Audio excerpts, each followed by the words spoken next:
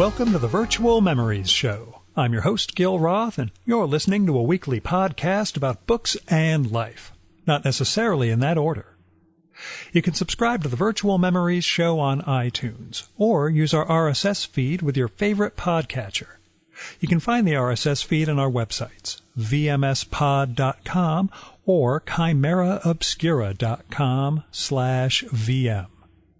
We're also on Twitter, Instagram, and SoundCloud at VMSPod, on Facebook at facebook.com/virtualmemoriesshow, on Tumblr at virtualmemoriespodcast.tumblr.com, and on YouTube by visiting YouTube and searching for Virtual Memories Show. You can support this podcast and get access to exclusive content with a recurring monthly donation via Patreon. Just visit patreon.com/VMSpod and set up your level of support. Every week you'll get new material from our patron-only blog, and you'll also get to listen to my quarterly bonus podcast, Fear of a Square Planet, which features extra material from our guests and is only available to supporters of the show. So visit patreon.com/VMSpod or paypal.me/VMSpod and help me continue to produce smart conversation about books, art, comics, and culture every week at the Virtual Memories Show. All right, it's the unofficial end of summer. I'm trying to take it easy this week, but work never really slows down for me. Still, I'm not taking a plane or a train anywhere for a little while. I'm just planning a conference that's taking place in less than 6 weeks. Is supposed to have about 100 attendees, and currently has 2. So I'm working on that at present. I've got a bunch of great speakers lined up, but I have to do this whole rollout of publicity material, etc., and get the whole thing going, along with all the regular stuff the job entails. On the plus side, I'm a few weeks ahead with the show. So that's always good, because when I go into a weekend not knowing who the next week's guest is going to be, it can be nerve-wracking and anxiety-inducing. And as you guys know, I thrive on anxiety, but there's a degree to which it becomes absolutely crippling. Anyway, I'm also going to have a couple opportunities to record during September, particularly at the Small Press Expo and CXC, Cartoon Crossroads Columbus. There are a couple of October episodes that are already recorded, so if I strategically nail a few more episodes soon, I'm going to be rolling into like November, which is kind of awesome because it's still August. As ever, you guys know I stay incredibly busy just so that people won't realize how truly lazy I am. I've got you guys all hoodwinked so far, I think. Anyway, this show actually was recorded over the past weekend, but not because I didn't have a bunch of other episodes ready. Instead, it's because I wanted to pair it with last week's show. See, our previous guest was Gordon Van Gelder, the publisher and former editor of the magazine of fantasy and science fiction. And this time around, we have Ellen Datlow, who's a legendary editor in that field. So I thought it would be a neat idea to get these two back to back. Ellen's been editing short fiction in those genres since the late 70s. She's also branched into editing horror, which I guess in some respects is a subset of the fantasy NSF, or at least parts of it overlap. She'll go into it. But anyway, we got into talking, Ellen and I, at ReaderCon in July, and made tentative plans to get together to do a show. Since then, she has been at a bunch of conventions, basically just collecting awards because she's so damn good at her job. This was the first stretch she was going to be back in Manhattan. So that's the backstory. As far as caveats go, the audio's a little weird. The setup was me using a handheld mic and Ellen being a little distant from her mic, which was set up on a table. So you might need to listen up a little, except when I talk, of course, because I'm boring. Also, there's some car noise because we're recording right in the middle of the West Village in an apartment, not out in the street. And one of her cats comes in and out of the room a bunch. I edited most of those out, although the kitty was just adorable. Here's Ellen's bio. Ellen Datlow has been editing science fiction, fantasy, and horror short fiction for over 35 years as fiction editor of Omni Magazine and editor of Event Horizon and Sci-Fiction. She currently acquires short fiction for Tor.com. In addition, she's edited more than 90 science fiction, fantasy, and horror anthologies, including the annual The Best Horror of the Year, The Doll Collection, The Monstrous, Children of Lovecraft, Nightmares, A New Decade of Modern Horror, and Black Feathers. Her forthcoming anthologies are Haunted Nights, a Horror Writers Association anthology with Lisa Morton, and Mad Hatters and March Hares, which is stories inspired by Alice's adventures in Wonderland and Through the Looking Glass and What Alice Found There. Ellen has won multiple World Fantasy Awards, Locus Awards, Hugo Awards, Stoker Awards, International Horror Guild Awards, Shirley Jackson Awards, and the 2012 Il Posto Nero Black Spot Award for Excellence as Best Foreign Editor. She was named recipient of the 2007 Carl Edward Wagner Award, or Carl Edward Wagner, depending on where you are, given at the British Fantasy Convention for Outstanding Contribution to the Genre. She was honored with a Life Achievement Award by the Horror Writers Association in acknowledgement of superior achievement over an entire career, and honored with the World Fantasy Life Achievement Award at the 2014 World Fantasy Convention. She lives in New York and co-hosts the Fantastic Fiction Reading Series monthly at KGB Bar. And now, the Virtual Memories Conversation with Ellen Datlow.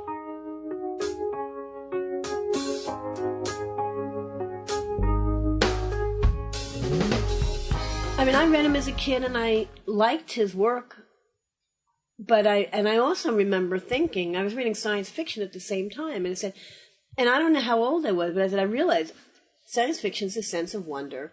Horror, including most of Lovecraft, is a sense of horror at the unknown, a sense of fear of the unknown, right? Well, science fiction is the opposite.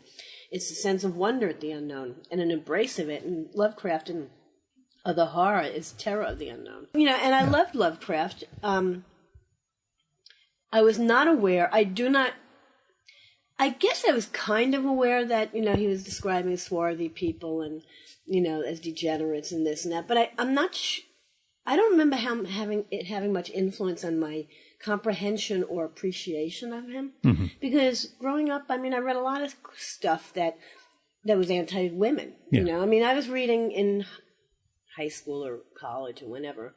I was reading, probably high school, because whenever I can get my hand on Tropic of Capricorn, Tropic of Cancer, Plexus Nexus Sexus by Henry Miller, and the women were all appendages. At best. They did not exist except to be on someone's arm or in their bed. Yeah.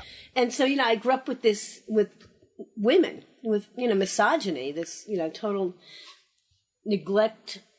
I remember reading, I read with that eye, but not consciously, really. I remember reading, I loved Hermann Hesse when I was a kid. When I was a kid, probably teenager. Mm-hmm. Which is the age for Hermann Hesse. Yeah. What? Which is the age. Yeah, right. Yeah. Because I loved Steppenwolf. Because it was transformation. Mm-hmm. And it was like anything with transformation and weirdness I loved. So Siddhartha bored the hell out of me. And then I read the Glass Speed Game, or Magister Ludi. It does not have one woman in the entire book. And I did notice. Yeah. You know, so it's like the other stuff, I mean, the racist stuff and the anti-Semitic stuff or whatever by Lovecraft was just another thing. And I think I read him younger than those. I mean, I got into the sex books later. You know, it's like, oh, they're all sex. As one should. And Lovecraft wasn't about sex, so who wants to read him anymore? You know? Yeah. But let me ask in that vein then how you characterize horror. I mean, given that you were segmenting Lovecraft from science fiction. Right. You know, since horror is such well, it's different. I mean, there's different kind of horror. I mean, that's the whole thing. There are so many subsets of horror. It's very different from science fiction. Science fiction, I think you can point out, there's certain characteristics that make up science fiction, and they're more straightforward, more stratified, in the sense that science fiction, to me, it needs to be about the future in some way, and the consequences of technology. And this can overlap with science fiction horror, of course, but that's a different thing. You know, science fiction just seems more solid as far as a definition, but horror is much more amorphous. I mean, there's science fiction horror like Alien. Well, let's use literature, but okay. The Fly. I Have No Mouth, I Must Scream by Harlan Ellison. A lot of Harlan stuff is science fiction horror.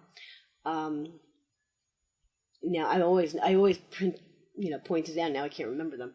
Leningen. No, that wasn't science fiction. Versus the Ants. It's science fiction horror. I don't know. I guess, but there's always been science fiction horror, and that means it's and it uses both elements.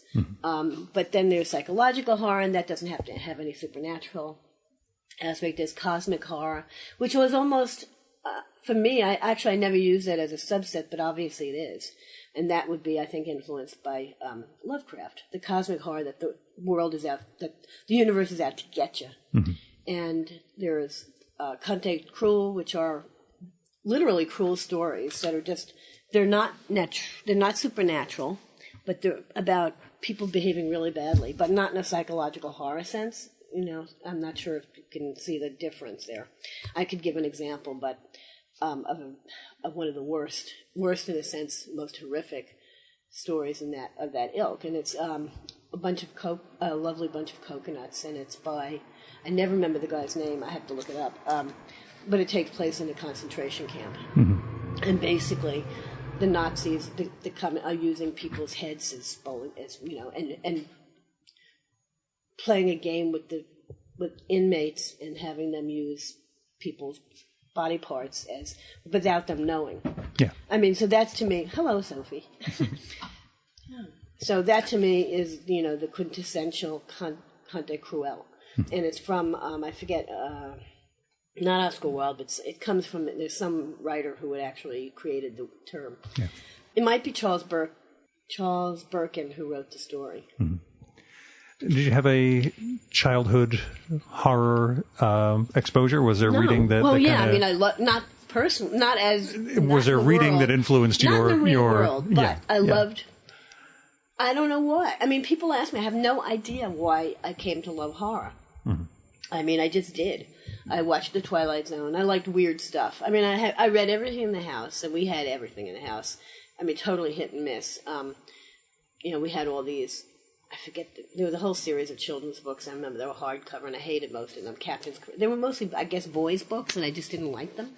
To me, they were boring. Like Captain's Courageous. I remember that one had a gray spine. But the things I did love. Oh, and I went to the library early. I mean, my mother took me to the library all the time. But around the house, they had the popular library, the little modern library, little editions of books, and they had Guy de Maupassant's collections of stories. They had Nathaniel Hawthorne, so I read some of his horror stories, and Bullfinch's mythology, and the Iliad and the Odyssey, and all that stuff. So I read everything, and I liked the fantastic stuff more. I loved the Odyssey. I hated the Iliad. It was boring. The Odyssey was about magical creatures. Yeah, I don't know if we ever talked about my theory that actually everything fantastic that happens in the Odyssey might just be bullshit made up by Odysseus. Given that all the fantastic things are stories that he is telling people as opposed to you mean in the that explication. He didn't really experience them? That he may have accidentally killed his entire crew and came up with some crazy story to cover it all. No, I never heard that one. Yeah, give it a read next time and just see if there's anything fantastic that occurs outside of Odysseus' narrative. Point of view, you mean. So he's an unreliable narrator. Well, potentially. He would be anyway if he's telling the stories. Right. So he may have accidentally killed everybody, or deliberately. They could have happened, but he's always the hero, isn't he? Yeah. So yeah, it's funny that way. Duh. You know. Yeah. That said, I came from a classics graduate program where everybody was Odyssey heavy, and I was weirdly Iliad focused. But that just falls into my weird understanding of Achilles that took place over time. Okay. But anyway, that's a story I'll tell you. You know, next time we're at a festival together. So you've been involved in editing within this space for almost 40 years. Yep. You mean this space right here? You mean, or I hope not. Although it does look like you're piling up a lot of books. Oh, really? I mean, well, it has been in this one. I've been working from home since about 1998. Oh, okay. Well, that's 20 years as opposed to the 1980s start that I was getting at. I was working at Omni. I had an office there. But can you talk a bit about how the business aspect has changed, how the print to online, you know, how you cope with that as it was, you know, transforming over the last 2 decades, distribution, demographics of readers and writers. There's a whole ton of questions packed up in here, and it all eventually devolves down to the diversity one. How has the business changed of what you do? And I guess you may want to explain what you do. What I do is the same. Yeah. I mean, editing doesn't change. I mean, that's the thing that stays, that is continuous throughout my career. What I do as an editor is the same thing I've always done as an editor. I try to, wherever I'm working, either for an anthology, for a magazine, a webzine, or whatever, I have never believed in the thing. Early on in the web, people say no one will read stories over 2,000 words, and I always say that's bullshit. If they're involved in the story, they're going to read the damn story, and that's something a constant. And I think people have come to that, at least in fiction. I don't think there's the only issue is money rather than space. I mean, that's always, for web work, sure. Of course. For print, it's always been an issue of how many words can fit in this magazine, or how many words can fit in this anthology. But as far as the actual business, it's not. I guess your practice within the business. My part in the business, I don't feel has changed that much. I still get paid for my work. I mean, I would not do it otherwise. It's my career, and yes, I love editing, but I'm not going to do it for free. I still do I acquire the stories I like or love, and I buy them. I pay for them. I work with the authors. I edit them. If it's a reprint anthology, I don't edit them usually. I mean, once in a while, for my best of the year, I have occasionally actually asked for some changes in a story that I thought they needed before I would take them for the year's best. And that happened. I mean, the first 20 years or so, that never happened. Yeah. And then in the last 10 years or so, I had about 3 or 4 times I've asked people. I noticed either an inconsistency or something that just needed fixing. Okay, not a substantive thing. Substantive, but to make it internally coherent. Exactly, to make something coherent that I thought was not. I don't feel it's, for me, in my position, I don't feel it's changed that much. For everything else, for everyone else's business, probably it has. Yeah, the entire thing is transformed. That's not my problem. As long as I get paid, my authors get paid, I don't care what goes on around me. I mean, and that may be kind of, I don't know, not narrow-minded, but narrow thinking. But like, why should I care? You know, it's like I'm doing what I love doing. I'm paying my writers fairly. I'm getting paid to do it. What's wrong with that? And the shift from print to online, in terms of, again, like, did that change at all in terms of scope of what you were looking for submissions? On the venue. I mean, Omni, I was looking for I started out when I was at Omni looking for mostly science fiction because that's what I was supposed to do. But then as time went on, I bought more fantasy and I bought horror, so I could buy pretty much what I wanted, but I didn't have a feel for what an Omni story should be. When I worked, then after Omni, for about a year and a half, my colleagues and I created a website called Event Horizon, which was science fiction, fantasy, and horror. And in that, I could really, literally buy whatever I wanted. I mean, I didn't have much money to do it, but I was able to pay writers. And I published Kelly Link's Specialist Hat and The Girl Detective there. And I was able to publish anything I wanted, basically. And so, in a sense, I'm not sure I would have been able to publish, or not able, I would felt comfortable publishing some of Kelly's work in Omni. In fact, Kelly Link. Yeah. In fact, early on, she sent me some stories very early in her career, and I turned them down. They did not feel like Omni stories at all. Whatever that means. I mean, that kind of develops over time and is the editor's subjective point of view, I guess. Sure. But anyway, Event Horizon, we lasted about a year and a half, and I was able to publish whatever I wanted. Then I got a job at Sci Fiction, which was starting up the the web part. For the Sci-Fi Channel? Sci-Fi Channel. Yeah. It was originally called the Dominion, and by the time I got there, it was called sci-fi.com, or maybe it was changing over then. And so I think Dominion would have had too many weird connotations for people ending up on the website by accident. I don't know how long it was called the Dominion, and I don't know who came up with that. I don't know when, but initially it was called the Dominion. Yeah, you probably would just end up with weird fetishes showing up by accident, though. So I don't know. Yeah. So I was there about 6 years, and I published. Again, I was able to publish pretty much whatever I wanted. Plus, I was doing a classic reprint every week. I think every other week or something like that. I think twice a month we were doing reprints, and twice a month we were doing originals, if I remember. So I was reading a lot of old stuff, and basically found every undated reprint that I liked.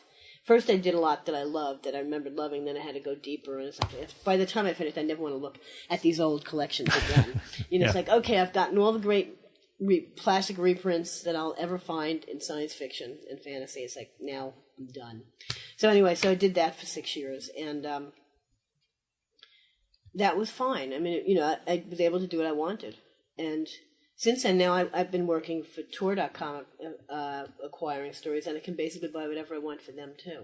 Initially, we were buying novellas for them, for the website, and then they decided that they created the novella book, ebook, and print book line. Sure. So now we're not buying the novellas for the website because it's actually more economical to buy it because they treat it as a book and do a profit and loss statement for a book rather than pay by the word, which was very costly, actually, when you think of it. Makes sense, yeah. So I can't say I blame them, but it's too bad because I publish some really good novellas online.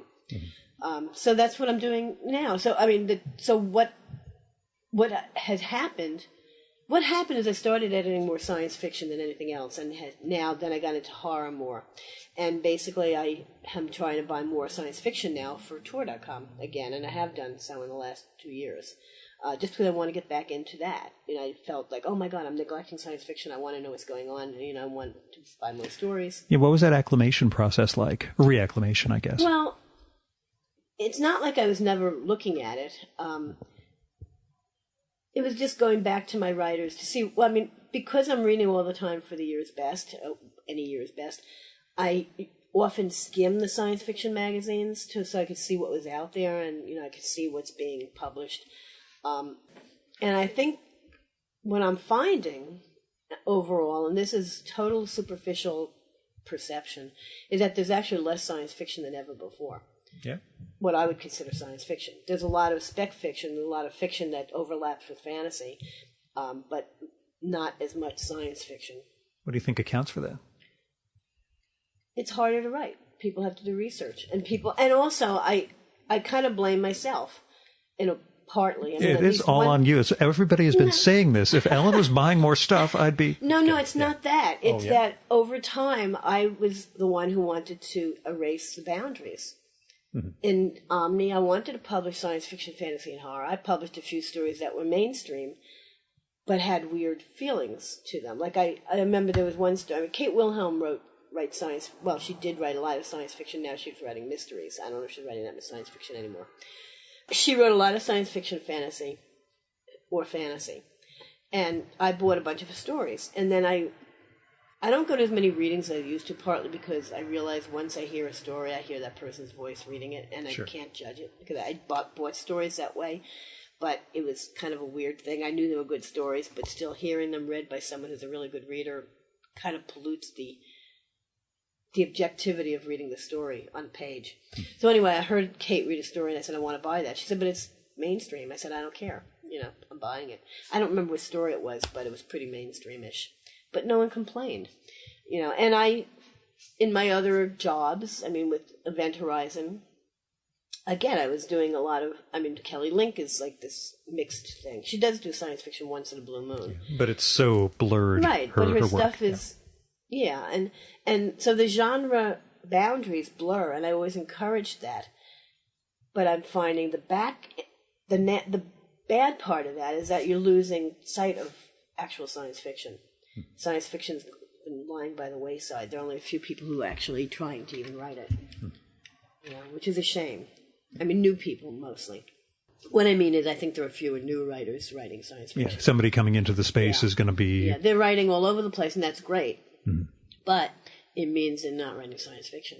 Yeah. Do you see... On the other hand, wait a minute. Yeah, sure. On the other hand, I am occasionally getting stories from people who didn't write science fiction who I didn't expect to get science fiction from. Established like writers? Lucy Taylor. Lucy Taylor's Sweetlings, which I published on Tor.com a few months ago, is definitely science fiction. It's horrific science fiction, but it's science fiction. Nina Allen, who I first encountered, she's British, I first encountered her writing horror, and really interesting horror stories. She wrote a really good science fiction story for Tor.com that was nominated for the Hugo, I think. So that's interesting to me, that these people who I didn't expect to write science fiction suddenly coming in and doing it and not announcing it. They didn't say, oh, by the way, I wrote a science fiction story. This is my brave return to the genre or something. No, It's they never did write science fiction before. Yeah. I mean, that was what's so weird. It's like they just sent me. I don't remember. I don't want people to tell me this is a science fiction story. Here it is.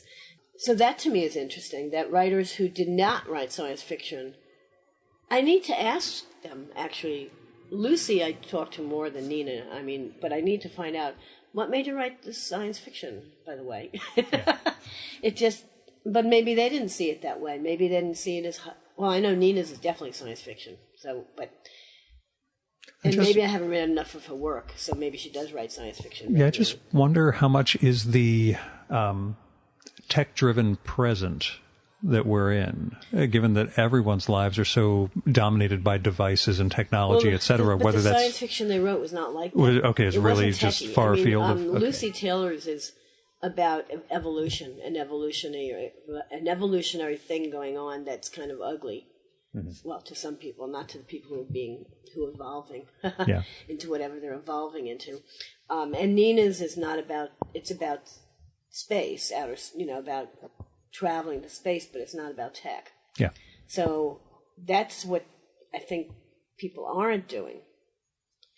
Some of them, a lot of them, I don't know.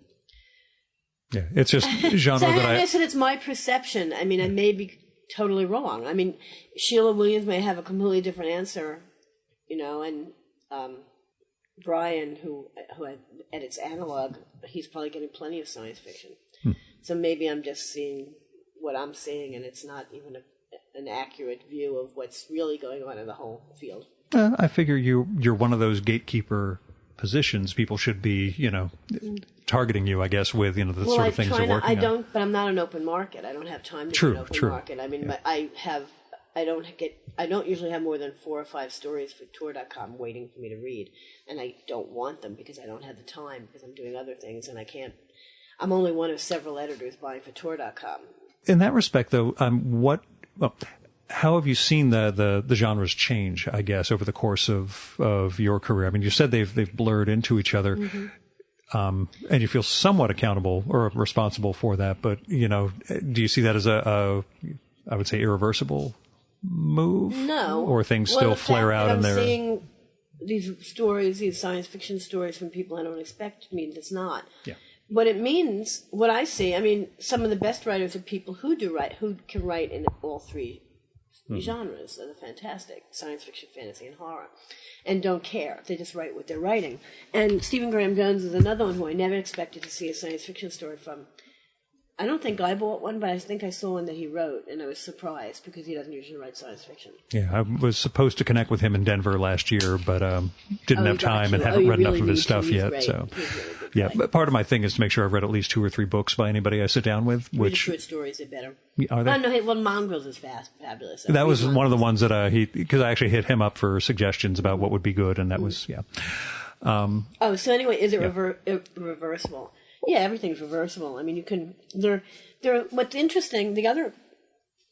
What's more interesting to me is the diversity in voices coming into the short fiction field in the last 10 years. And diversity, I don't necessarily mean color, although there are more people of color coming in, but also nationality. Mm-hmm. I mean, there are a lot of people who are both East Indian and Indian American or Indian Brit, who are writing science fiction, fantasy, and horror, and that's great. And they're getting the fiction in translation. I mean, some of these are already English, they publish in English, but others have been getting translated into English, and I think that's great. I mean, the Chinese market is amazing. I know I met a lot of young Chinese editors and publishers and writers. I was in China about 3 years ago, but also they're coming to our conventions. At WorldCon, there were like 2 groups. There's a publisher, I can't remember, it's called Double Something, that wants to publish both. They're publishing American English into Chinese translation, but they also want to get their writers translated here, or they're giving us translations. In fact, one of the things I have is a book I got a booklet from the Chinese gave me. It's like a chapbook of Chinese translated into English that they are showing to us to see if we want to publish it at tour.com. Yeah, I was wondering what that process, not just with Chinese, but seeking work in translation, how tough that is for you. It has to be translated. Yeah. When I was at Omni, the example I give, I will never commission a translation. Of the examples I give, when I was at Omni, a Russian translator approached me about publishing some Russian stories. And she gave me like 5 or 6 summaries. And I chose what looked like the most interesting. And she did it. And it was boring as hell. Yeah. And I don't know if it was a translation of the story, but I was stuck publishing it. So I would never, ever commission a translation. On the other hand, a Japanese translator gave me 2 stories by 2 different writers translated by him.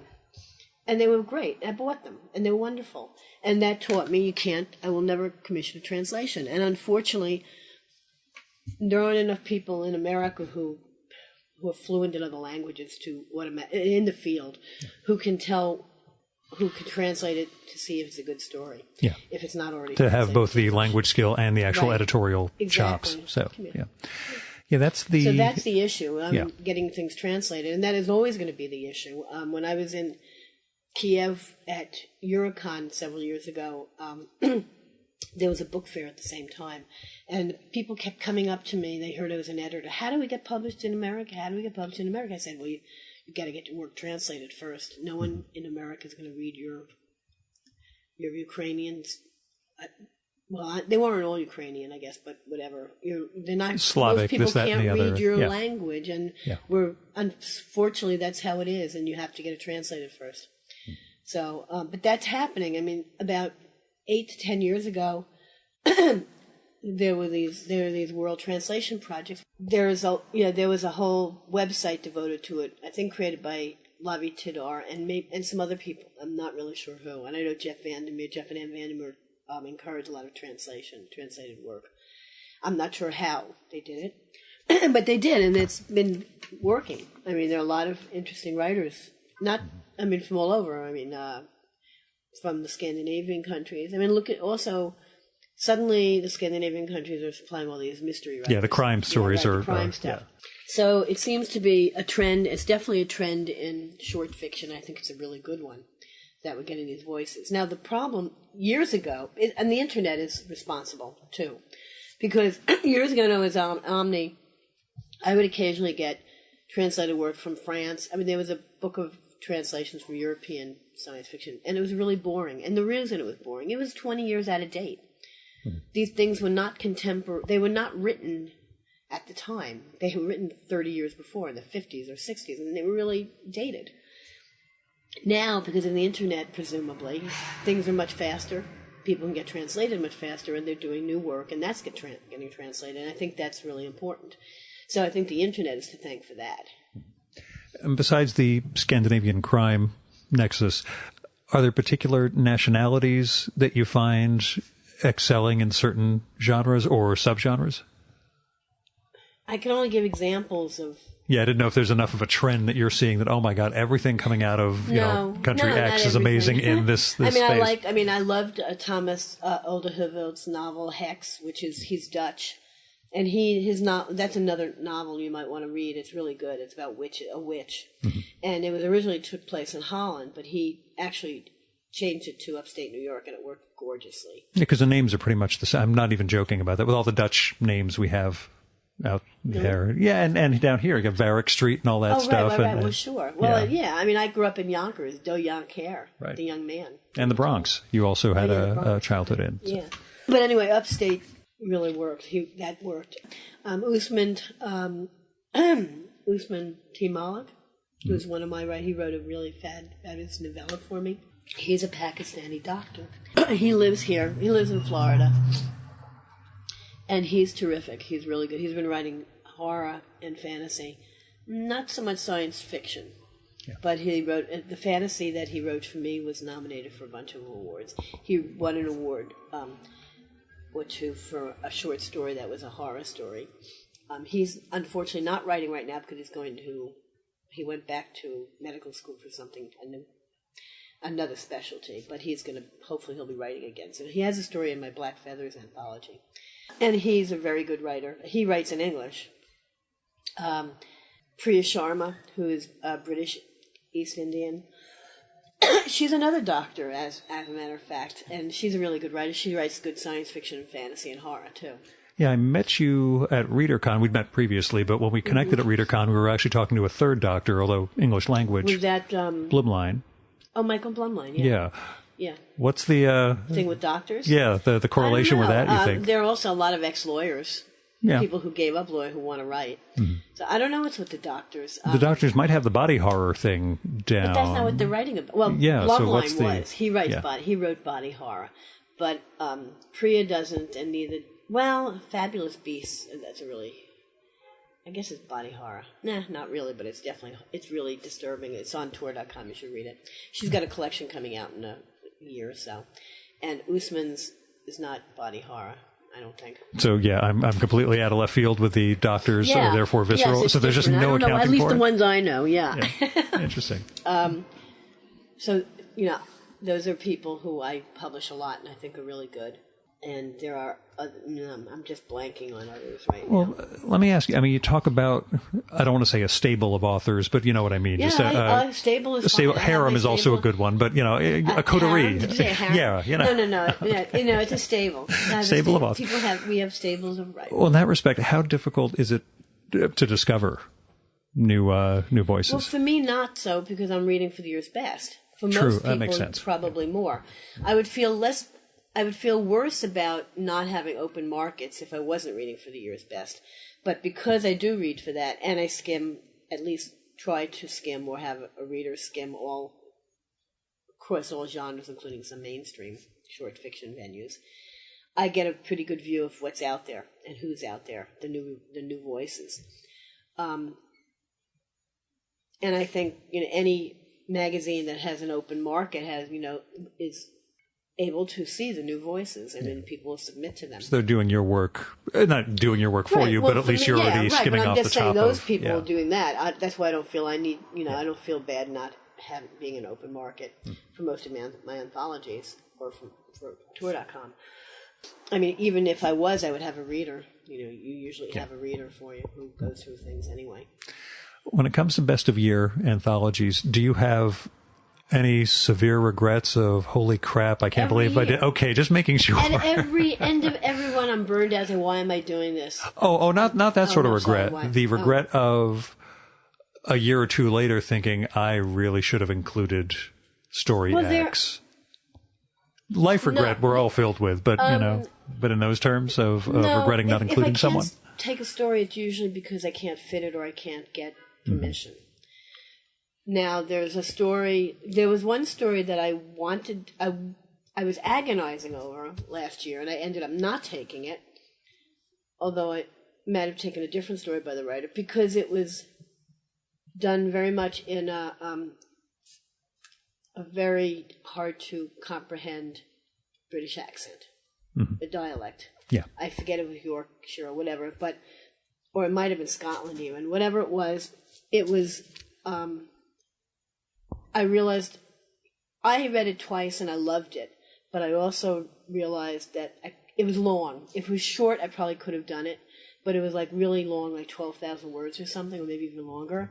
And to ask most of my readers, to read that and that closely so they could comprehend what was being said, I didn't feel would work, so I did not take it. Mm-hmm. And that's the only reason I didn't take it. But it was a good reason, I think. But I think it's a fabulous story. Yeah. And then there was another story that year that I missed completely, that I didn't read in time, that I found out I thought it came out in 2017, and it turned out it came out in 2016. I completely missed it, and I really liked it. So I didn't take it because I didn't, and I'm not going to take it the next year. What I did do, I'm taking it for my ghost story anthology. Yeah, so at least you found a place for it. And the author was delighted. It's like someone I never heard. I was like, he's just over the moon. It's like, oh, okay. Nice.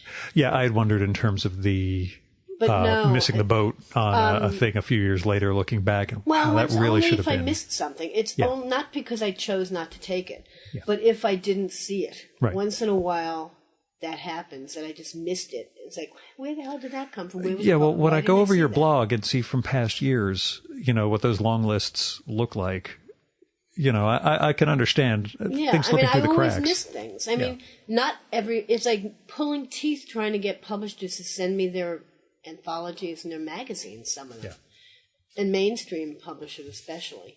Yeah. So no, I mean, as I said, the only reason, and I've taken things that are very long and too long and screwed up my table of contents because I love them. Like the example I gave of Mr. Club and Mr. Cuff by Peter Straub. It's much longer than I expected. Before Word, I'm a terrible counter. I was always either too short or too long on my word counts, figuring it out. And apparently I undercounted that, and so it totally screwed up my table of contents. I had to take out 2 stories. Luckily, one I didn't contact the person. The other one was really understanding. Mm-hmm. It's like, I'm really sorry. Yeah.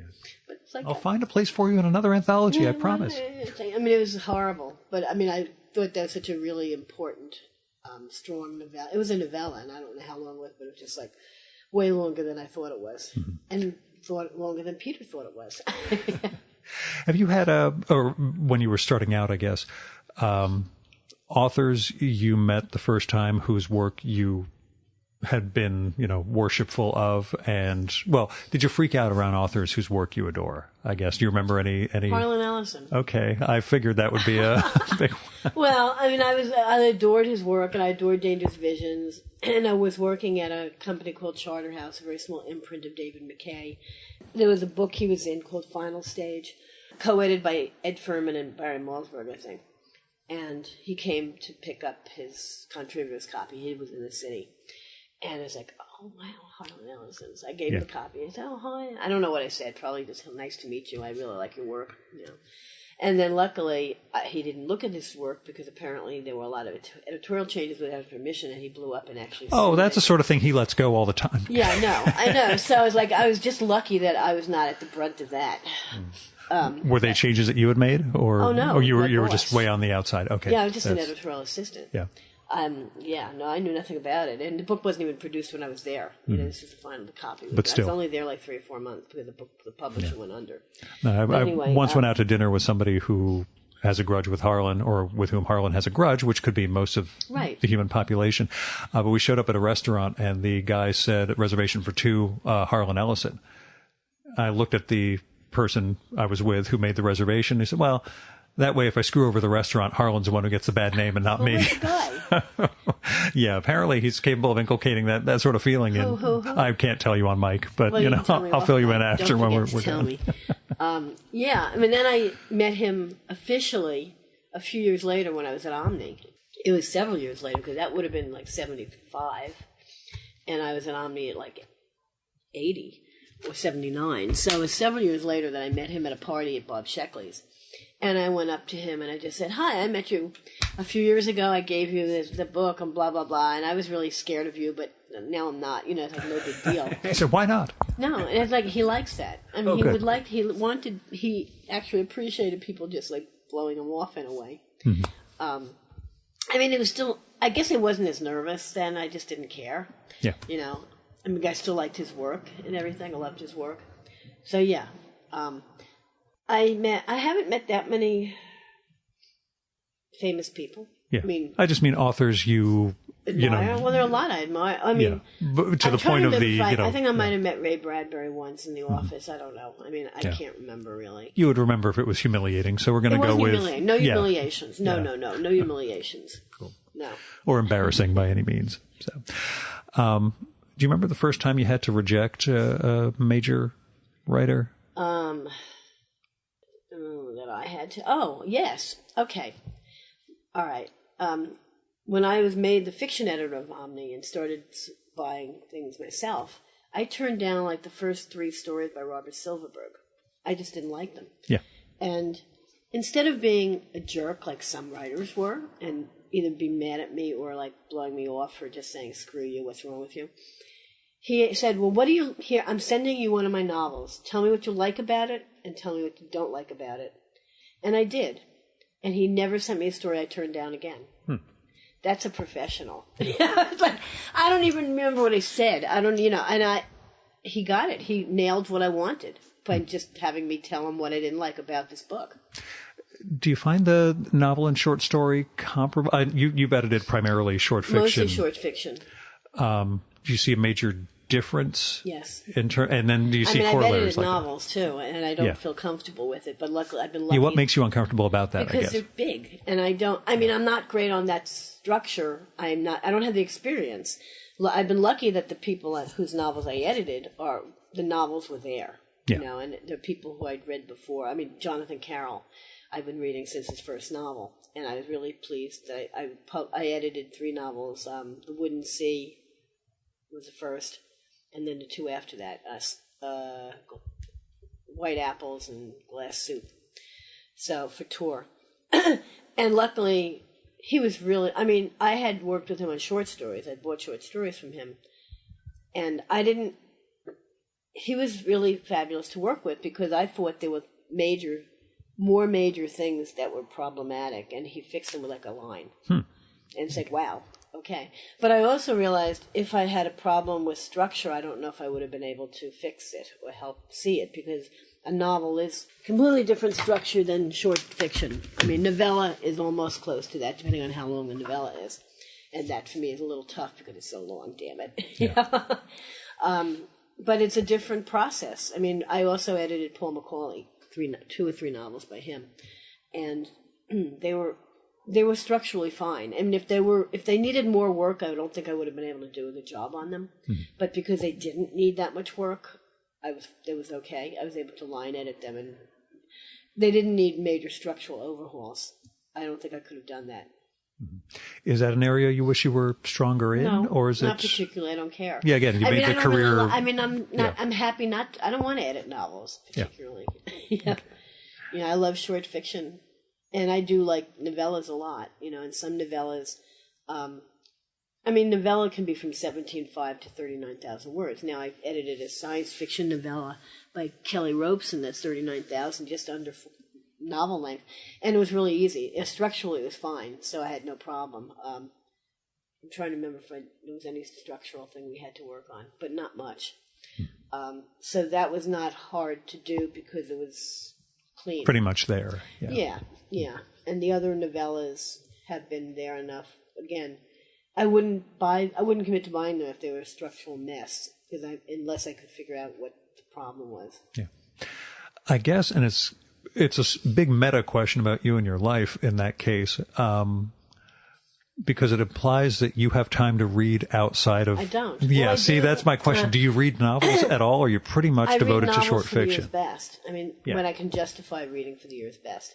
And I'll always read Liz Hand's novels. Actually, I try to read them in manuscript. Yeah. But then it's hard for me to get around to reading them in final form, which is not right because they come to me kind of... Not quite there. Yeah, and so I don't feel I can give them a fair read, a final read, you know. So and it's hard for me to find the time to read the final version. Bill Gibson, I read all his novels, and Jonathan Carroll, and that's about it. And that's what I'd wondered, like whether the short story thing is self-feeding. Oh, Richard Kadri's, I've been reading Sandman Slim, but they're fun. They're my guilty pleasure, and I can mention them because they're dark fantasy. Yeah, see that. But I don't cover them really. I don't cover them as much as I did initially because they are dark fantasy and they are kind of a series. So I'll mention it in my summary, but I still like reading them. Author you wish you had solicited a story from before they passed? Someone who died, you know, while you were practicing. Well, there are people who are still alive who I wanted to solicit from, but they stopped writing short fiction. Anyone you want to name? When I got to Omni, I really was dying to buy a story by John Varley and Joan Vinci. And they were past their prime in short fiction. Joan, I don't think she actually wrote a short for me once, I think. But I tried to solicit. I tried to commission a story from her, and she said I can't do it. It takes me as long now these days to write a short story as it does to do a novel. But she wrote these fabulous stories in like 2 collections. And John Varley wrote a few things after. I got a few submissions in Omni, but one I hated, and the other one was too long. I'll never forgive him for writing The Pusher. I don't know it. What's the... Well, it's a story that makes you sound... It makes it was just total manipulation of the reader. It makes it sound like this guy's a child molester, and he's actually just a reader. I mean, I was so pissed off at it. I mean, it just so annoyed me. I said, are you fucking kidding me? But then he wrote Press Enter, and I would have liked to buy that, but I think it was too long for Omni. Mm-hmm. And that's about it. I don't think he wrote any short fiction after that, but his short fiction before that was fabulous. Yeah. Dead people. They'd be dated now, so I can't say. Yeah, so I wonder if it was, just such of its time. But when I first got to Omni, there may have been, probably not. Are writers, you mentioned being past their prime in short fiction, are they capable of, yeah? There's someone whose stories I wanted to be better than they were towards the end, Tiptree. Yeah. I got some submissions. And that's what I'm wondering. Do they recognize when they're slipping? No. I don't think Do they respond with hostility to editors who point that out? Well, she was going through an agent, so I don't know. Yeah. I mean, she never said... You never got back channel, No, I never actually even talked to her, I don't think, personally. But I loved her early work. And I loved some of her Acuna Sheldon work. I got a bunch of her Quintana Roo stories, and they just didn't do anything for me. I just didn't care for them enough. And then I got the story Morality Meat, which I thought was horrible, horrible, horrible. It was basically... it was a right-wing, conservatives, forcing people to have babies and then eating the babies. That's basically the story. Yeah. And I said, this is a piece of shit. I may hate these people. You agree politically, but... Yes, but I think it's a disgusting story that is unfair. That is just, ugly. And not in a good way. Right. And I don't remember what happened to it. I don't know if it came out in one of her collections or not, but it's like, but her early stuff I adored. Yeah. So I would have loved to buy something if I had the opportunity at the time. Yeah, and that's what I sort of wonder, both in terms of the missed opportunities and the the recognition. Well, it's not only slipping. I have had anytime I will tell this, and I say this all the time. Anytime a writer sends me a story and tells me this is the best thing I've ever written, it's always shit. Always. I would say without exception. Yeah. This has happened only about 4 or 5 times, and it's like one person had just gone through a divorce, they hadn't written for a while, and then they wrote this story and said, this is the best thing, I think this is the best thing I've ever written. And it's like, no, it's not. It's like, I didn't go into it, but it's like, no. And, so that kind of thing. Mm-hmm. But then it doesn't mean they never write a good story again. It's just that one story. It's like, they invest a little too much, or they think it's... Oh, who knows? We know writers are delusional. They have to be able to do this, but, Well, let me ask, we brought up diversity earlier, and obviously it's an issue. It's the big thing, mm-hmm. Yeah. When it comes to soliciting... again, like you said, you're not doing open submissions. So, but I do solicit writers for things. Yeah, and how do you work at getting a diversity or representation without doing a quota? I try to be aware of who's out there for one thing, and mm-hmm. whose work I like, and I will ask those people if I think it's right for a particular anthology to write a story. Is it tougher with a best of? Than a theme? Well, that's different. That's not. That's what I wonder. No, I'm reading everything anyway. Yeah. So. Well, when you're doing that. No, I don't think about the diversity. That's what I wonder. Is it? In fact, most of I'd say it's only in the last 4 or 5 years that I've had almost an equal amount of women in my best of the years. Mm-hmm. It used to be overwhelmingly dominated by men. I would look and notice, and then of course, some critic says, when you have almost 50-50, but still more men than women. They'll say, all these women are in the book. Oh, You're my God, how horrible. That's it. It's dominated by women. I say, you are an asshole. It's like 35% of the stories are by women. And you think that's most women, huh? You're an idiot. Right. And that's what I wonder, though, especially when it comes to something that is so quality-based, when it comes to a best of, mm-hmm. Whether that praise at all. I love. Yeah. And that's what I go by. I try to read everything, and I have my blind spots. There are certain kinds of fiction I'm not wild about, and I'm aware of it, but it doesn't mean I have to publish it. Yeah, and those don't correlate to, being overrepresented within one gender or one, ethnicity or anything. So yeah, it's the same question I asked Gordon, in last week's episode, Gordon Ben Gelder, from his position editing F and SF, how much he had to correct for, invisible biases that he had, but that's a different. You have to be aware of it, but that's it. I mean, you're aware of it, and then I'm not going to buy a story for anything just because I think other people are going to like it. I have to like it. Okay. Yeah, because I have to work with that story. Well, even if it's a reprint, I have to read it a few times. I mean, usually for the year's best, I'll read things more than one. It's very rare that I'll pick a story in the first read. I just picked my first story for the year's best, and it's on the first read. And I've already forgotten what it is. It's like, what story was that? It was really good anyway. Yeah. And I loved it, so I bought it. But usually, when I'm reading for the year's best, I have all these asterisk stories at the end, and I'll count up. I have 300,000 words, and I have to obviously move it down to 150 or so. So I have to read these stories, reread them until I get them down to the amount I need. So it means I'm living with this story, even a reprint, reading it multiple times. If I still can stand it by the third reread, I know it's a really damn good story. Either that's even reprints. But for an original story, I have to live with it. Yeah. And it means I have to work with it. I have to work with the author. I have to, at least do one line edit, if not anything else. So I'll be looking at it several times. So it has to be something I can live with all that time, that I like enough to reread.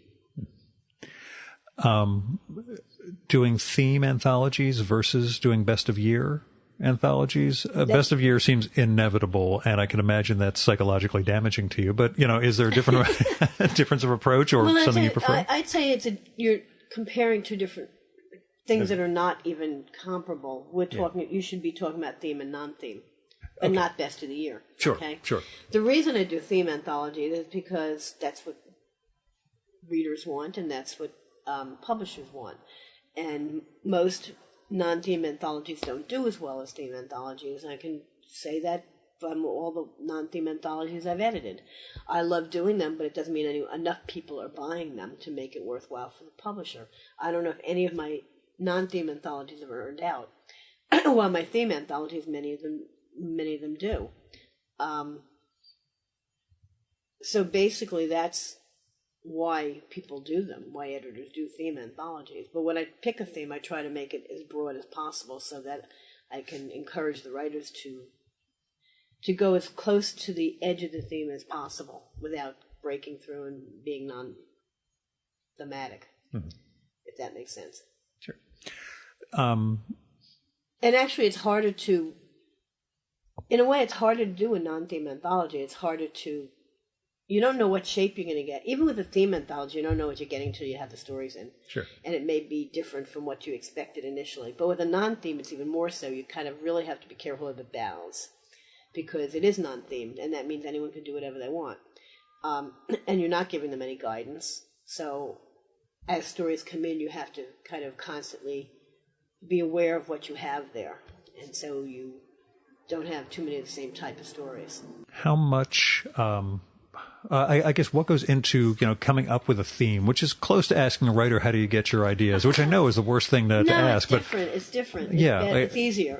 Yeah, that's what I wonder, what goes into, how much, market awareness do you have to work on that? Well, what goes into I have a lot of dead anthology ideas that I can't sell, or I couldn't sell. Or that maybe eventually I'll sell in 5 years. You bring back the theme, the idea. Once in a while, I've had publishers approach me, not very often, but something about wanting me to do a theme anthology on such and such, like the Poe anthology came that way. And other times it's like, well, a discussion with the publisher. Well, we'd like to do a theme anthology. Do you have any ideas? And I'll think of things that interest me. I was ready to do a new ghost story anthology. I had done The Dark, which was very successful and which I loved doing for a tour. And then I did Hauntings, which was a reprint anthology for Tacking On. And I've been wanting to do something with Joe Monti at Saga. And we've been talking about maybe something. And I said, well, how about another ghost story? I'd love to do a new ghost story anthology.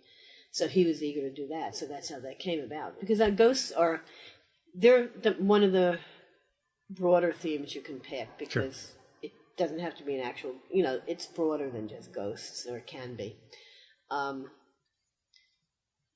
So it sometimes is a discussion with the publisher, and they'll say, well, pitch me some themes. And I'll say, what am I interested in? And then there are things that I can't sell. Like Casey Lansdale and I tried to sell an original anthology of movie horror. We couldn't. I mean, we had some good name. It fell apart. It just didn't happen. But I was able to do a reprint one for Tachyon. And I would still like to do a non-theme one. An original one. Yeah. And if sometime I may sell it. I may be able to sell it. I'd like to do there are a few other ones I'd like to do that I'm interested in publishing. Yeah. I've been wanting to do a book of shoes. Rick Bowes gave me the idea, and it's a brilliant idea. It wouldn't have to be horror. It would be mixed all kind of shoes. And I wouldn't mind having nonfiction. But I can't quite get it together to do a coherent proposal to actually, and figure out who I could actually sell it to or market it to. All I could think of is Steve Martin and Cruel Shoes. Which I saw first, which I have the original book he did. He submitted to Holt, Reinhardt, and Winston as a little chapbook, which I have. Yeah? Yeah, you want to see it? I'll have to see once we're done, I will take a look. So later. Yeah, remind me. It should be in my cabinet over there. Definitely. Well, let me ask, because it's you and this long-standing career in New York publishing, how has New York changed for you? God. And I know you started out here, too, but, what is the city to you? And how is it It's my home. I mean, I've been living here since 1973. I mean, I came from the New York area, but I've been living in Manhattan, in the West Village, most of the time. I had 2 years I lived in Chelsea on 15th Street. But I've lived in this building since 1980, although I moved down 3 floors. I was on the 5th floor, now I'm on the 3rd floor, which helped a lot. I have 2 bedrooms, although you wouldn't know that's a bedroom there. It's a book room, but, it's a book and junk room, yes. It would never be big enough for a bedroom anyway. It's tiny. But anyway, it's my home. I've always loved the West Village, but I'm less tied to it than I used to be because it's gotten so commercialized. There used to be a bunch of antique stores downstairs from me and on the corner. And Bleecker Street used to be fabulous between 7th Avenue and 8th Avenue, and now it's all designer shops, and I would hate even walking down there. It's so depressing. So things have changed, and not for the better. I mean, it's safer than it was in the 70s, although I don't remember. I know that I was probably living with blinders, but I didn't feel unsafe in New York then. Yeah. Well, it wasn't the East Village, so. Right, although I would go there occasionally. I mean, I went to the 10th Street baths all the time. Okay. Between First Avenue and Avenue A. On Women's Night, they were great. Yeah. So, and I would go to... But that was much more of the war zone than... I mean, I actually never went further than First Avenue. Yeah. So I was never further. I must have been. I went to the Pyramid Club. So I was occasionally. Yeah. Was the city more fun then, or was it I was in my 20s, therefore everything was fun? I was younger, I would go dancing more. I'd go rock dancing. That's the Fran Lebowitz thing. At whatever era, whatever city, it's when you were in your 20s, right. That's when it was the best place 30s, ever. Yeah, 20s and 30s, I was running around doing things. I mean, now I'm a stay-at-home. I'd rather have my teeth, go to the dentist and go to a club. I mean, loud music. I know. Once disco came in, it turned me off. I hate disco. I'm sorry. Yeah. I love dancing to rock and roll. I loved, and maybe rhythm and blues. But once disco came in, it killed nightlife for me. Mm-hmm. The good thing about, and I wouldn't go to bars because of smoking, but now, and also they were loud. But now that bars are not smoking, I don't hang out in bars. I mean, there used to be a lot more parties. Now, in lofts. Everyone had a lot of people had lofts, and I remember I used to go to a lot of really interesting parties around town, and that seemed to stop. No one has parties in their house anymore. Now, if they have parties, they have them at bars. Excuse me, that's not a party. You have to pay for your own drink. Yeah. And I don't know what happened. I mean, there are a few people who have parties in Brooklyn now, but not very much. And that just went away. I'm not sure why. The culture changed or something. Economics. Were those sort of things also, I don't want to say professionally good, but places where you'd meet? Oh, no, I mean just parties. Yeah, I mean, I know they're fun, but would you occasionally meet authors? And too. That's different, though. Yeah. No, that was a different thing. I mean, they were publishing parties, and there aren't that many. The economy hit publishing. Right. So few people. I mean, I had an expense account when I was with Omni, and I had an expense account with sci-fi.com too, if I remember correctly. I must have. It was a .com era, so, Yeah, I'm sure I did. Yeah. So, the city's changed, and not necessarily for the better. I mean, there's some good things, I think there are more open spaces for walking, pedestrian walls, which is great. Mm-hmm. Excuse me, I'm glad that some streets are closed off. Yeah. I think the weird parking in the middle of the street is kind of bizarre and screws up traffic. I don't understand what that's all about. Who decided that? Was Bloomberg or weird city planners? But yeah. Now you do the KGB bar fantastic reading series, right? Yeah. How long has that been? I think since the late 90s. Yeah. I mean, it was started by Terry Bisson and Alice Turner. And it was initially, genre and non-genre, because Alice was working with Playboy and fiction editor this, so she was able to get more non-genre people. And then Alice left. Alice was laid off from Playboy, so she didn't have the connections anymore, and she just didn't want to do it also. So I took over from her, and then Terry and I did until Terry moved to California. And then I had Gavin Grant did it with me for a long time, for a few years, until he and Kelly moved to Northampton. And for at least 6 months he commuted, and they'd come down for the thing, but it was really tough on them, so they stopped. So that's when Matt Kressel started doing it with me, and we've been doing it ever since.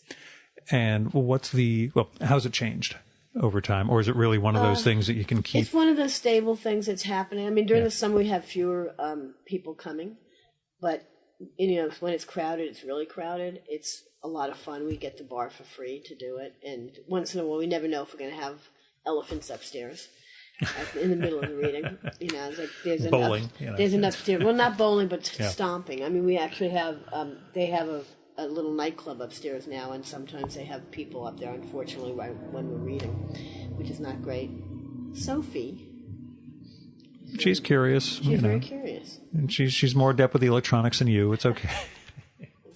So it's, I mean, how's the mix of authors reading? We try to get a good mix. It's hard. I mean, because we don't, it's like we don't know who's going to be in town, and some people, we schedule like 6 months out. And every once in a while someone cancels, so we have to find someone, scramble to get someone. But we'd like to get more people from out of town, but they have to let us know several months in advance if they're coming to town. And we try to get a good mix, people we try to get a name and someone who's not necessarily a name, or else two names. But if you get two no names, you're not going to get a they're going to bring three people combined. Right, so that's a problem, when you try to get, and there are different groups of people who come for certain types of readers. Yeah. So. Yeah, I don't know if you have regulars who... But we never know. I mean, there are some regulars who come to everything, which is great, but there are only a handful of those. Mm-hmm. And as people get older, it's harder to go up and down the stairs. I'm down. Mean, it's not disabled friendly at all. I mean, it's impossible. But it's a place we've gone to for years. I mean, it's free. We're not going to move unless they throw us out. Which you can always aspire towards. No, then we'd have to find another place. I mean, as it is, we always go to dinner afterwards, and we went to one place for years, and then we had to stop, and it took us a while to find a new place. So now we are happy. Yeah, see, that may have been the first place we ever met then, because I remember going to Paul. It could have been because Paul DeFilippo was doing a reading down here at KGB, and I came, so it must have been tied in for that. And I remember going out to dinner with him and a bunch of other people. Yeah.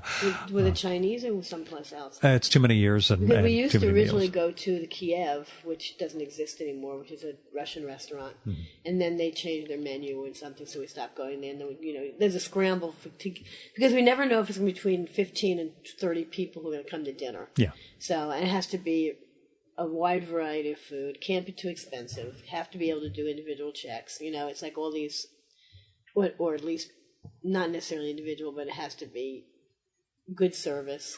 Yeah. So it's like it's hard to get all that in one place. And within walking distance of KGB. Yes. So, yeah. Yeah, I always found the few times I've gone to San Diego Comic-Con, I think it's changed in the last 10 plus years since I've been there. But going to nice restaurants, they'll be completely empty because most of the people at the con are looking for the cheapest possible meal they can. So you can get a good meal someplace. Yeah, that was the thing. You just go a little bit above tier and you were perfectly fine. So, you tell me a little about, just about becoming an editor, I guess, in terms of what you had to learn in the process of that and what you think you're better at doing now maybe than you were when you started. Well, It's funny because there is really no way to teach someone to edit. Yeah, that's what I'm sort of wondering. It's something you learn on the job, and the only formal teach. I mean, I took a publishing course at NYU, I think, and they had different people from each aspect coming in, but that wasn't like, they didn't teach you how to edit or anything. The only formal teaching I had was one time I was when I started at Omni, I was starting to work with Ben Bova. Ben was initially the fiction editor when I came in, but not for very long. I mean, he very quickly was promoted to editor, and Bob Sheckley came in. But I was going to do a whole thing where you backstabbed him, and I'm just kidding. Right, yeah. No, but the thing that Ben did for me, he gave me a manuscript. I don't remember who it was by or anything. It might have been Slush. I don't know. He said, edit the first 2 pages or something, and I did. And he sat me down and said, why did you do this? Why did you do that? Why did you do that? And that was the extent of it. That's the only editing teaching I had ever gotten in my life. You can't teach it really. Yeah. And I learned on the job as time when I'm still learning, I need to be really, when I work with someone a lot, I'm pretty straightforward. It's like, this is really awkward. This sucks. You have to change this. Or I think the biggest part of an editor's job in the actual editing part is asking questions.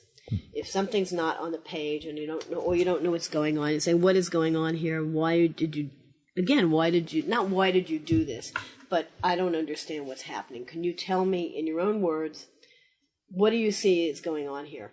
And then they'll tell me, and I say, that's not on the page at all.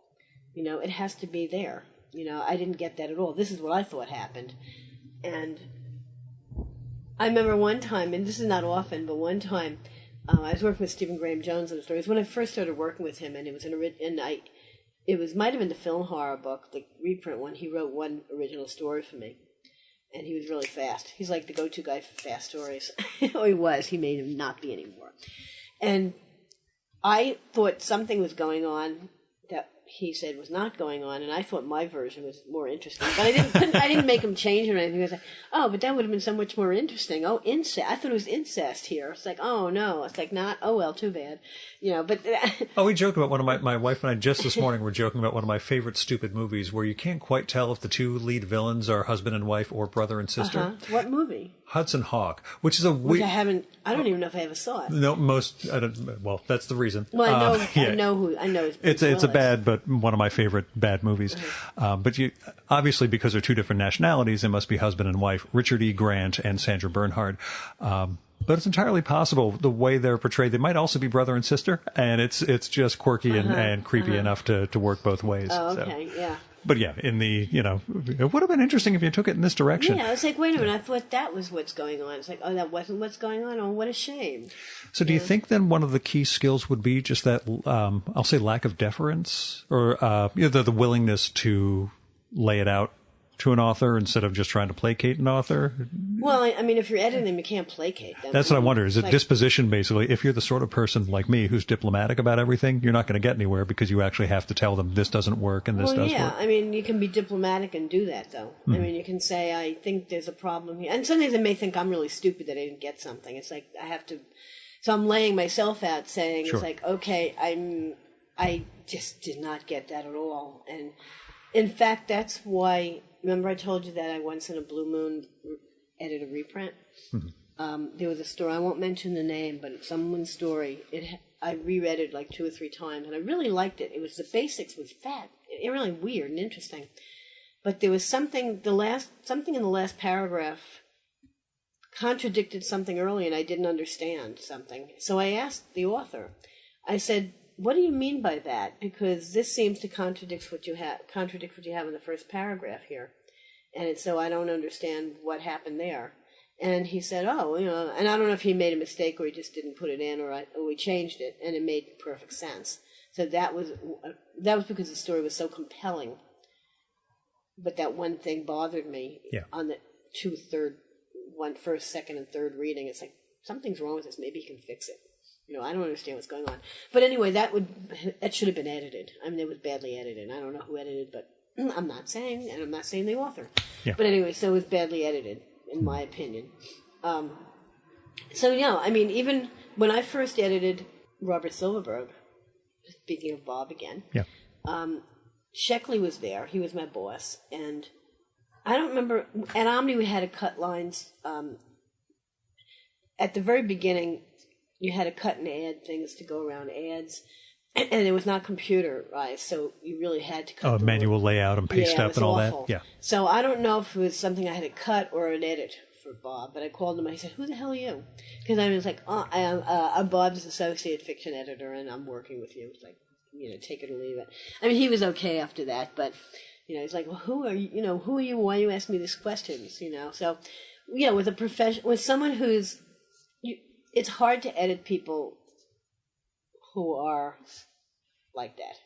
I mean, who are well known, and if they don't know who you are, I'm buying a story from Alice Hoffman for my anthology.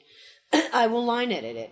I don't know if I'll have questions for her, but I will have to bite the bullet and be extremely diplomatic. I have no idea what she's like to work with. If I have questions, I have to ask them. But I also remember I've worked with Joyce Carol Oates for years, and I remember the first time I bought a story, I was terrified. I mean, It needed editing. It was just it needed editing. And I was afraid to ask her anything. I mean, I was just terrified. But I did, and she changed things, You find out who's professional by how they react to editing. Yeah, and I guess that's what I'm wondering, that getting over your fear or intimidation. If someone's being a jerk, you're not going to work with them again. I don't care who they are. Mm-hmm. It's as simple as that. Why would I put myself through that if I'm going to get a story that should be better? My job as an editor is to make the story as good as it can be and to express exactly what the author wants to. And if something's not clear to the reader, if it's meant to be clear to the reader, then I have to get the author to do that. Now, if the author is intentionally being ambiguous, that's different. I mean, a lot of it has to do with the author's intention. And I need to make sure that sometimes I'll say, are you intentionally using this word? Are you intentionally repeating this several times?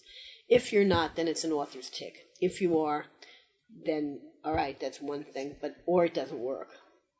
That's my judgment call. I don't think what you're trying here works. And if the author is at all, the author hopefully is at least responsive to that and saying, okay, well, that's not what I intended. I'm sorry. I'll have to fix that. I'm just working on with an author. I haven't done the line edit yet. It's just, someone whose story I'm buying, but I had a question. She made up a lot of words, which is fine. I mean, it's like, okay, if you're doing that intentionally, I can deal with that one. That's all right. It's a fantasy. And then one question came up. I did not like a sentence. It didn't work. So I suggested something, and she said, well, it changes the rhythm. The rhythm, thank you. And I said, well, I don't want to do that. That's fine. I'm just saying that the way you have it now is awkward. If you can think of a different way to put it, that's great. I mean, I have no problem. I just, what you've done with ending with this word just does not work at all. So she fixed it. And that's someone, it's like, yes, I will work with her because she understands what, I'm not trying to impose my will on her.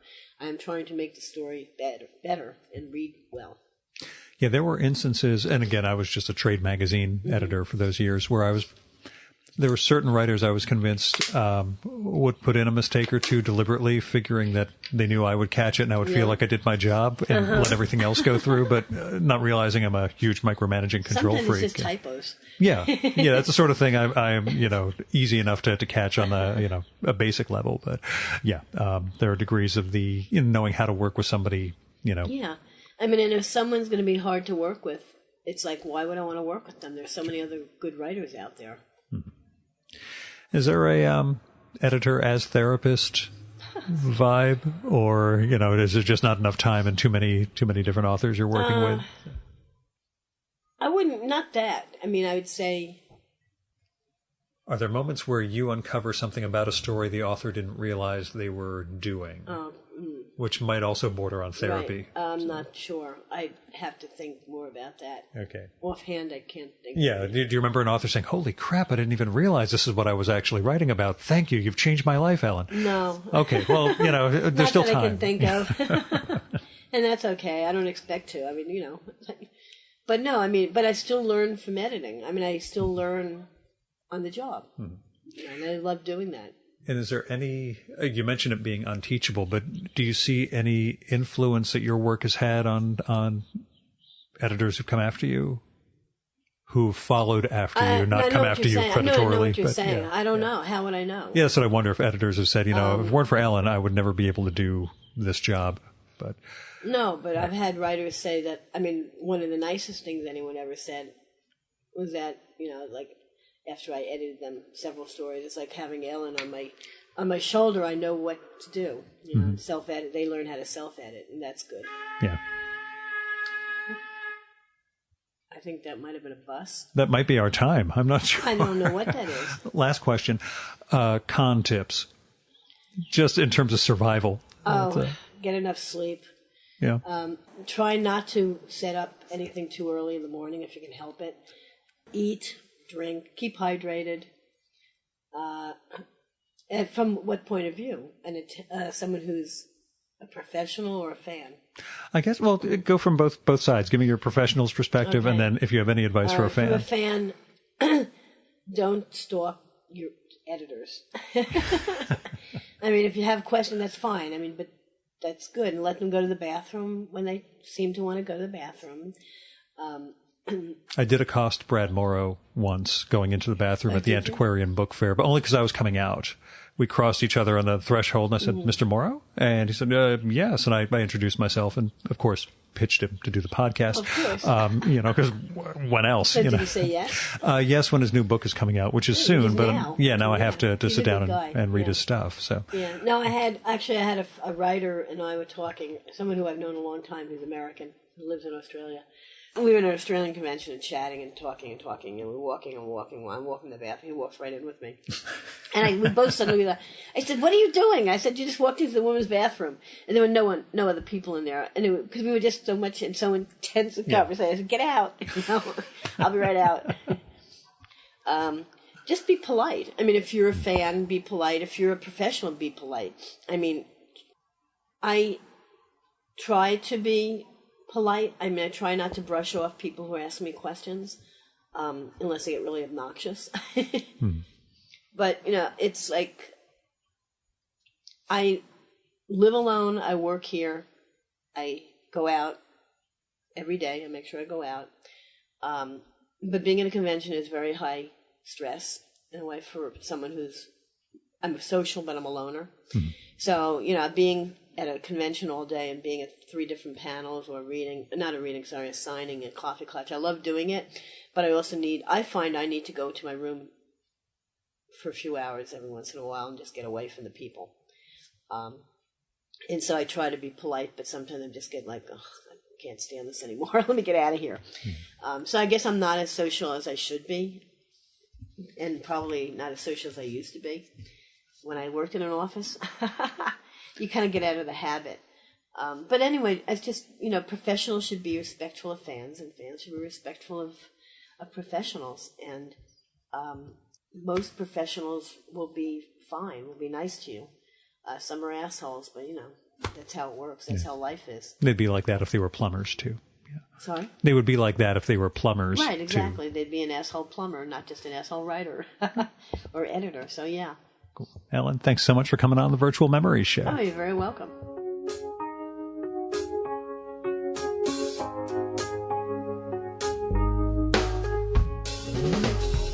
And that was Ellen Datlow.